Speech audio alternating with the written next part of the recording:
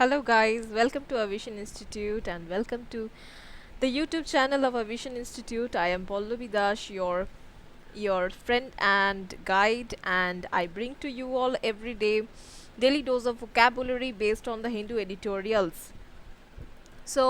अगर आप रेगुलरली हमारे चैनल को फॉलो करते हैं तो आपको पता होगा कि हम लोग रोज़ सुबह डेली डोज ऑफ वोकेबुलरी लेके आते हैं जो कि बेस्ड होता है द हिंदू एडिटोरियल्स के ऊपर.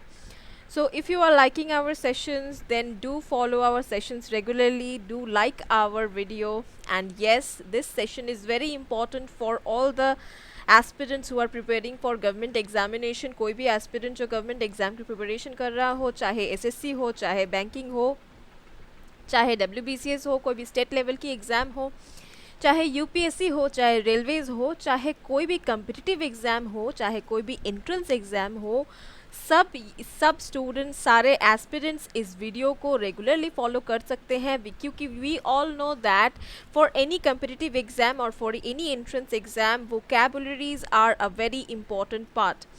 नाउ वोकैबुलरीज के साथ हम लोग ईडियोमैटिक एक्सप्रेशंस भी कर रहे हैं. If you are following our videos regularly तो आपको पता होगा हम लोग रोज़ ईडियम्स भी करते हैं.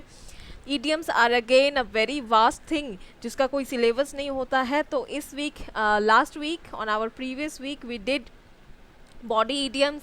ना body idioms is a very interesting thing और जो कि बहुत वास्ट है. तो इस वीक भी हम लोग तीन बॉडी ईडियम्स हर रोज़ करने वाले हैं.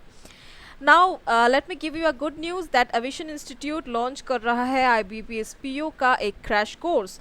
IBPS PO की कोई भी आपको जो लोग प्रिपरेशन कर रहे हो, जो लोग बैठना चाहते हैं IBPS PO में, online procedure, online application procedure जो है वो ख़त्म हो चुका है.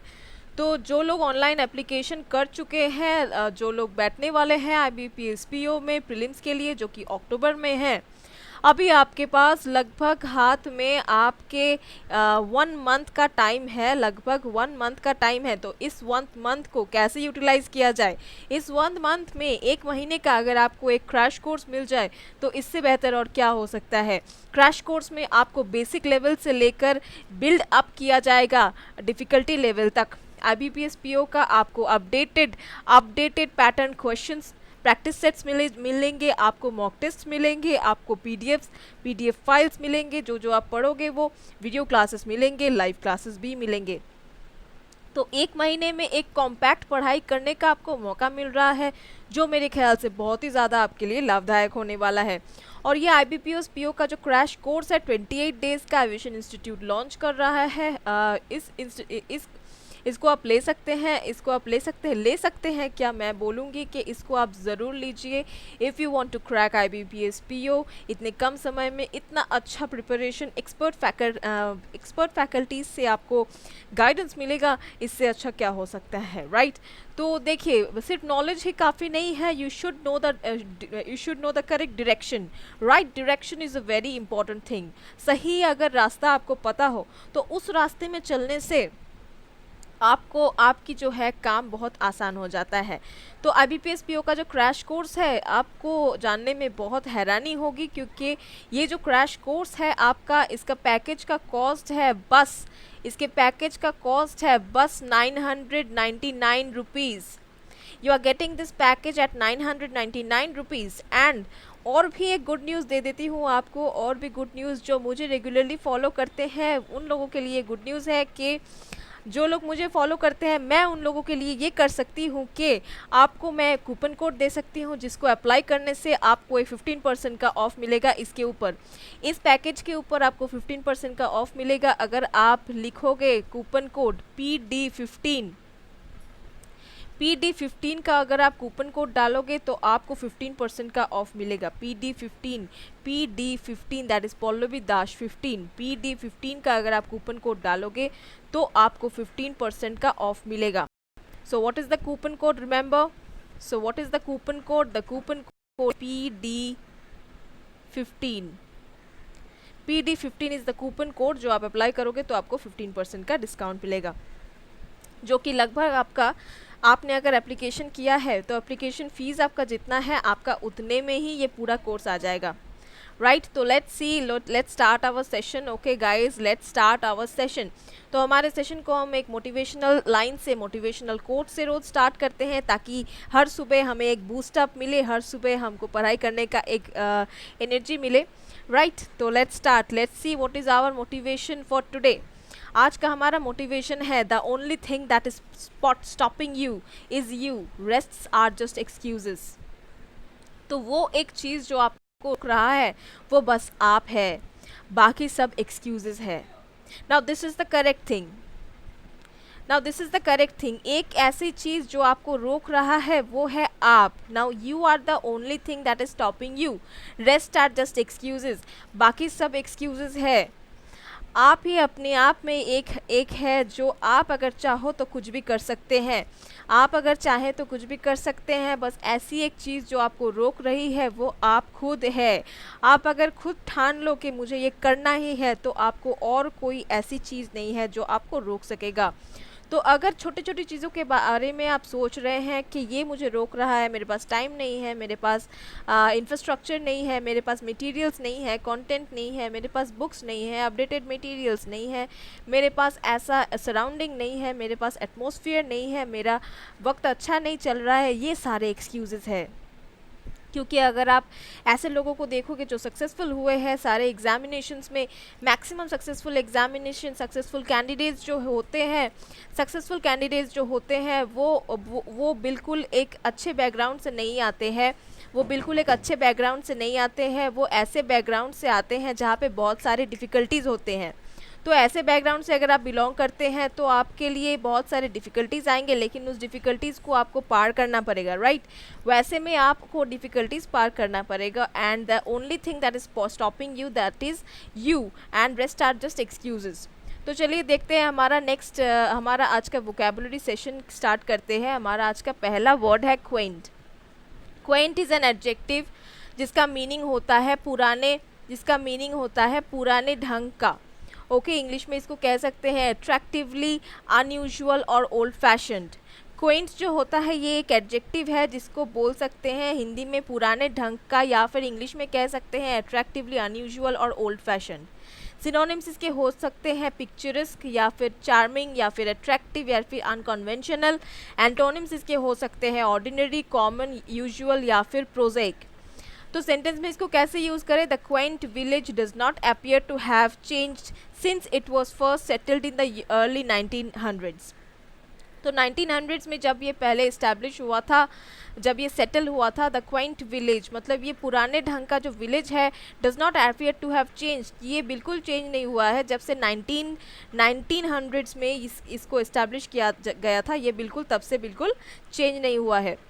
नेक्स्ट नंबर 2, वोकैब नंबर 2 क्या है? नंबर 2 है प्रोटीन। प्रोटीन जो है ये खुद एक एडजेक्टिव है जिसका मीनिंग होता है रूपांतरपीय, रूपांतरणीय। Right, sorry my Hindi is very bad, bear with my Hindi.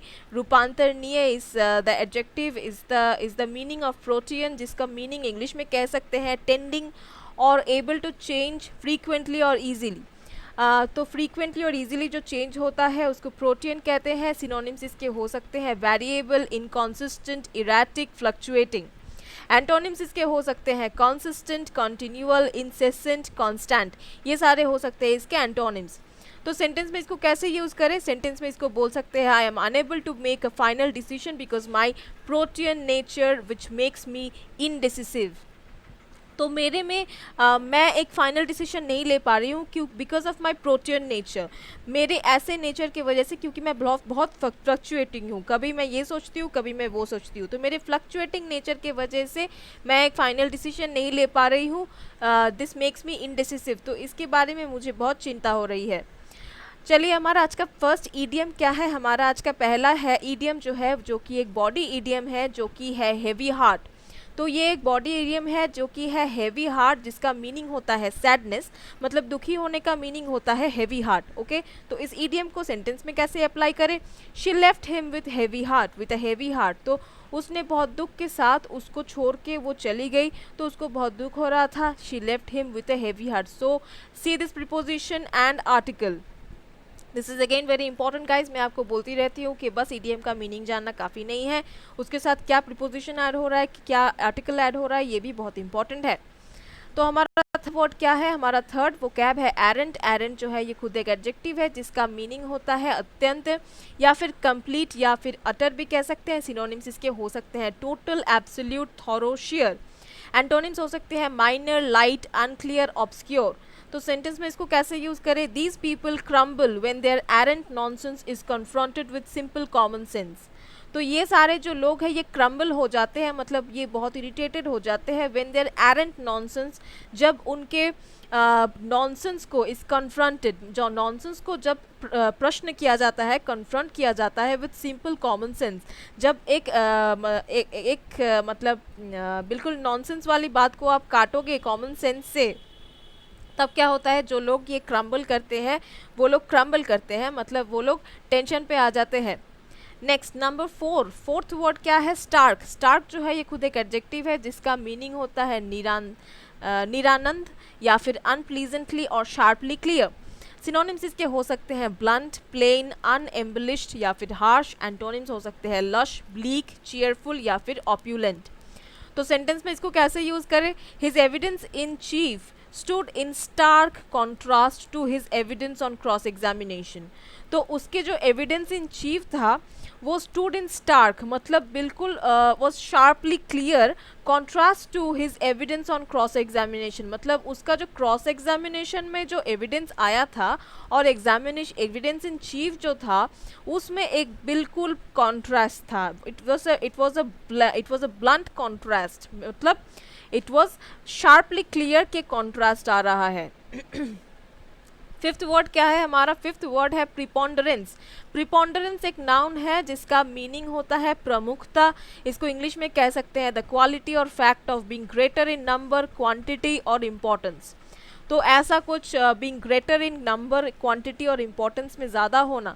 Synonyms इसके हो सकते हैं प्रिवालेंस, प्रीडोमिनेंस, मेजॉरिटी। एंटोनिम्स हो सकते हैं सबसर्विडेंस, या फिर डिसेबिलिटी, या फिर इंफीरियरिटी, या फिर फ्लॉ। तो सेंटेंस में इसको कैसे यूज करें, the preponderance of unemployed workers is linked to the manufacturers desire to cut costs by sending jobs overseas. तो the preponderance of unemployed workers, तो अनएम्प्लॉयड वर्कर्स के जो मेजॉरिटी थे is link to the manufacturers desire. तो वो सारे workers link थे manufacture के डिज़ायर में to cut cost by sending jobs overseas. तो ओवरसीज में जॉब सेंड कर देंगे तो कॉस्ट कट हो जाएगा। चलिए हमारा सिक्स्थ वर्ड क्या है देख लेते हैं। हमारा सिक्स्थ वर्ड है पॉलेमिकल। पॉलेमिकल एक एडजेक्टिव है जिसका मीनिंग होता है विवादात्मक। विवादात्मक मीनिंग इसके हो सकते हैं ऑफ और इन्वॉल्विंग स्ट्रांगली, क्रिटिकल और डिस्प्यूटेशंस, राइटिंग और स्पीच, राइट। सिनोनिम्स इसके हो सकते हैं क्रिटिकल, या फिर हॉस्टाइल, बिटर, पॉलेमिक, या फिर विरुलेंट। सो इसके एग्जाम्पल्स हो सकते हैं how to use it in a sentence. Let's see, unlike most academic philosophy much of it is personal, polemical, poetical और elusive।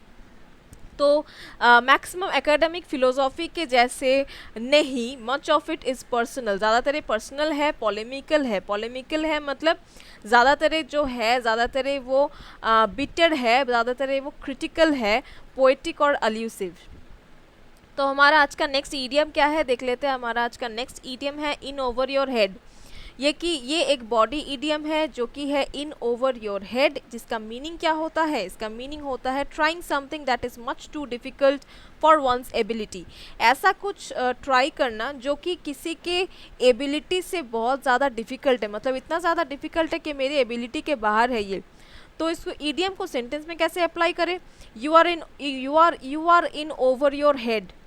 You are in over your head. You can't beat the computer at chess. तो तुम इन over your head हो, मतलब तुम ऐसा कुछ try कर रहे हो जो कि एक इंसान के कैपेबिलिटी से, एबिलिटी से बहुत ज़्यादा डिफ़िकल्ट है। तुम एक कंप्यूटर को कभी चेस में नहीं हरा सकते। ओके, तो ये है यूजेज इस बॉडी ईडियम का। नेक्स्ट नंबर 7 क्या है, नंबर 7 इज़ डिक्राई। डिक्राई जो है ये एक वर्ब है जिसका मीनिंग होता है दोष देना। इंग्लिश में इसका मीनिंग हो सकता है पब्लिकली डिनाउंस, सिनोनिम्स इसके हो सकते हैं denounce, condemned, criticize, censure, damn, attack. Antonyms हो सकते हैं प्रेज, ओवररेट। तो सेंटेंस में इसको कैसे अप्लाई करें, सेंटेंस में कैसे यूज करें, he is impatient with those who decry the scheme. तो वो उन लोगों के लिए इम्पेशेंट हो जाता है, उन लोगों की तरफ इम्पेशेंट हो जाता है, those who decry the scheme, those who, वो लोग जो इस स्कीम को क्रिटिसाइज कर रहे हैं, जो लोग इस थीम को अटैक कर रहे हैं, मतलब थीम के बारे में बुरा बोल रहे हैं। Right, what is our eighth word? Next word है रैनकोर। रैनकोर एक नाउन है जिसका मीनिंग होता है विद्वेष या फिर बिटरनेस और रिसेंटफुलनेस या फिर स्पेशली व्हेन लॉन्ग स्टैंडिंग। तो बिटरनेस कह सकते हैं, रैंकोर को सिनोनिम्स इसके हो सकते हैं bitterness, hatred, resentment, malice. Antonyms हो सकता है एमिकेबिलिटी। सेंटेंस में कैसे अप्लाई करें रैनकोर को? Even though my mother despised her twin sister, she always spoke about her without rancour. तो हाँ, मेरी मम्मी ने डिस्पाइज किया था मेरे दो ट्विन सिस्टर को, लेकिन वो कभी भी ख़राब बातें नहीं बोलती थी उन दोनों के बारे में। दिस शी स्पोक विदाउट रैनकोर, मतलब बिटरनेस या हैट्रेड से कुछ और ही वो बोलती थी, वो प्यार से ही बोलती थी मेरे उनके दो ट्विन सिस्टर्स के बारे में। नेक्स्ट वर्ड क्या है? नाइन्थ वर्ड है स्कॉफ। स्कॉफ जो है ये एक वर्ब है जिसका मीनिंग है व्यंग्य, स्पीक टू समवन और about something in a scornful, डेरिसिव और मॉकिंग वे। तो व्यंग करके किसी से बात करना, इन बंगाली वी से व्यंगो करे कथा बोला। Synonyms we can say mock, deride, ridicule. Antonyms we can say flatter, praise and compliment. So how to use it in a sentence? Let's see how to use scoff in a sentence. The rude little rich girl thought it was fun to scoff at the poor children at her school. तो एक छोटी सी बच्ची जो कि बहुत ज़्यादा rich है, जो कि बहुत ज़्यादा रिच भी है और रूड भी है, मतलब लोगों से ठीक ठाक बिहेव नहीं करती है। थॉट इट, उसने सोचा कि इट वाज फन, ये बहुत मज़ेदार हो सकता है, to scoff at the poor children at her school. उसके स्कूल में जो गरीब बच्चे हैं उनके तरफ स्कॉफ करना बहुत ज़्यादा मज़ा हो सकता है। स्कॉफ करना मतलब व्यंग करके उनसे बात करना। तो हमारा लास्ट आज का वोकैब क्या है? हमारा लास्ट वोकैब है सल्की, जो कि एक एडजेक्टिव है जिसको हिंदी में कह सकते हैं उदास, इंग्लिश में इसको कह सकते हैं morose, bad tempered and resentful, refusing to be cooperative और चीयरफुल। तो बिल्कुल चीयरफुल ना होना या फिर कोऑपरेशन करने से रिफ्यूज़ करना, ये सब का मीनिंग हो सकता है सल्की। सिनोनिम्स इसके हो सकते हैं सलन, सर्ली, पाउटिंग, पेट्यूलेंट। एंटोनिम्स इसके हो सकते हैं चीयरफुल या फिर एमिकेबल। तो सेंटेंस में इसको कैसे यूज़ करें? J was quite sulky at the graduation party but he tried to hide his apathetic attitude. तो जे जो था वो बहुत सल्की था उसकी ग्रेजुएशन पार्टी में। जे बहुत सल्की था मतलब जे बहुत उदास था ग्रेजुएशन पार्टी में, लेकिन उसने कोशिश किया टू हाइड, अपने उस एटीट्यूड को वो हाइड करे, इसका उसने कोशिश किया। तो चलिए हमारा आज का लास्ट ईडियम देख लेते हैं। हमारा आज का लास्ट ईडियम है बॉडी ईडियम, जो कि है keep an eye on. Keep an eye on का मीनिंग क्या होता है? कीप एन आई ऑन का मीनिंग है वॉच केयरफुली और टेक केयर ऑफ। तो बहुत केयरफुली देखना, ध्यान से देखना और टेक केयर करने का मीनिंग होता है कीप एन आई ऑन। तो सेंटेंस में इस ईडियम को कैसे यूज़ करें? Please keep an eye on the kettle, it will boil soon. कैसे यूज़ करेंगे इस ईडियम को सेंटेंस में? केटल के ऊपर आप थोड़ा ध्यान दीजिए। Please keep an eye on the kettle, it will boil soon, ये बिल्कुल अभी बॉयल हो जाएगा। तो इसको बहुत ध्यान से देखिए, वॉच केयरफुली, केटल के ऊपर नज़र डालिए, केटल के ऊपर केयर दीजिए, नहीं तो ये बॉयल होकर बाहर आ जाएगा। ये उबल कर बाहर आ जाएगा। इट विल बॉयल सून, ये अभी बॉयल हो जाएगा। Okay guys, so this was our 10 vocabulary session for today and 3 body idioms we did. And yes, let me tell you again about the IBPS PO crash course. IBPS PO crash course, Aviation Institute has launched an IBPS PO crash course, which is a 28 days course, and you can go to our website and apply the code PD20. Remember this code PD. Sorry, it's not PD20, it is PD15. Okay, you can apply this code PD15 and you will get a 15% discount, and you will get a 15% discount, and you will get a 15% discount on the package, on the fees, right? So you can apply this coupon code PD15 and you will get a 15% off on the total fees, right? So this was all about today's session. See you in the next class. Thank you.